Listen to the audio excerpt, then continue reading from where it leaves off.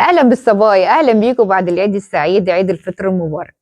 خلصنا بقى العيد وخلصنا اكل الكحك، نبتدي بقى نهتم ببشرتنا يا جماعه شويه، علشان بشرتنا طبعا اثناء الصيام واثناء الاعياد وقفنا كتير في المطبخ، وبشرتنا بقى تعرضت بقى للحراره والرطوبه والابخره والجفاف الى اخره من الحاجات الكتيره جدا اللي اثرت على بشرتنا، وانا اولكم.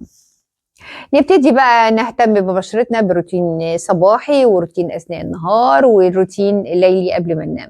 أنا النهاردة هكلمكم عن الروتين الليلي اللي أنا بعتمده قبل ما أنام. اول حاجه طبعا بروح اغسل وشي كويس جدا بالغسيل المناسب ليا، او اي نوع صابون بعتمده او مناسب ليا. انا هنا بعتمد الصابون ده براند جديد كده اسمه ماتشي، انا بعتمده بصراحه، مطلع انواع كتير جدا زي ما انتم شايفين جدا من الصابون. اهم حاجه فيه ان هو اصلا من زيوت طبيعيه ومن مواد طبيعيه جدا جدا، ما بتاثرش ابدا على البشره ولا بتسبب لها حساسيه. بعد بقى ما اغسل وشي كويس بالصابون او الغسول المناسب لبشرتي، على طول اروح اعمل بشرتي ايه؟ بالتونر. التونر يا جماعه ده مهم جدا جدا جدا، لان هو بيهيئ البشره لاستقبال اي كريم هتحطيه بعد كده. اهم حاجه بقى في موضوع التونر سواء تونر انت شارياه من الصيدليه او تونر انت عاملاه في البيت او حتى ميه ورد، يعني كل ده مناسب جدا. اهم حاجه ان انت تستخدمي كوتن باد يا جماعه، ما نستخدمش القطن العادي يعني على قد ما نقدر، علشان القطن العادي يا جماعه بيبقى فيه شعيرات رفيعه قوي قوي قوي، ساعات بتلزق كده في البشره وتسبب لها حساسيه، او ساعات كمان بتخش في العين وبرده بتسبب لها حساسيه. الكوتن باد ده سيف جدا جدا جدا، فيعني ما نستخسرش فيه وندلع نفسنا شويه. زي ما قلنا كده، بعد ما بننضف بشرتنا وبنمسح بشرتنا بالتونر علشان نهيئها لاستقبال اي كريم بعد كده، اقوم بقى حاطه الكريم المرطب بتاعي، او ممكن لو انت بتستخدمي مثلا ريتينول مرتين او 3 في الاسبوع، خلاص حطي الريتينول بتاعك. او لو انت هتستخدمي سيرم، حطي السيرم بتاعك. انا هنا الفتره ديت يا جماعه بستخدم السيرم وده برده من براند ماتشي.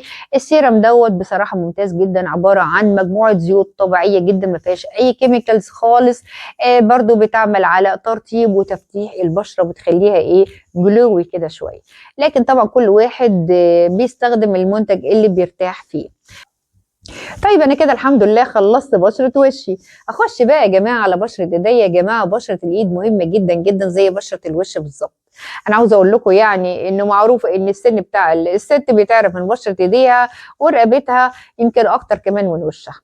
نخش بقى على الايدين. اهم حاجه في ايدينا هي ضوافرنا والبشره طبعا بتاعه كف الايد. ضوافرنا برضو براند ماتشي عامل سيرم حلو قوي قوي للضوافر. ادي كده السيرم كده، ادي بتبقى فرشه، وانت هنا بتحركي الازازه كده بتمليها وتبتدي تمسحي فيها على ضوافرك. وانت بتمسحي ضوافرك كده امسحي على داير الضوافر، اللي هو الجلد اللي حوالين الضوافر، علشان برضو يرطب الضوافر وفي نفس الوقت يرطب الجلد اللي حوالين الضوافر. يا جماعه ان احنا نرطب ضوافرنا ونرطب داير الجلد اللي حوالين ضوافرنا، ده مهم جدا جدا جدا. السيرم ده يا جماعه انا بستخدمه مره واثنين وثلاثه في اليوم، وخصوصا يا جماعه الناس اللي بتطبخ وديها بقى في المواعين والاكل والحاجات دي، يعني يستخدموه مره 2 3 4.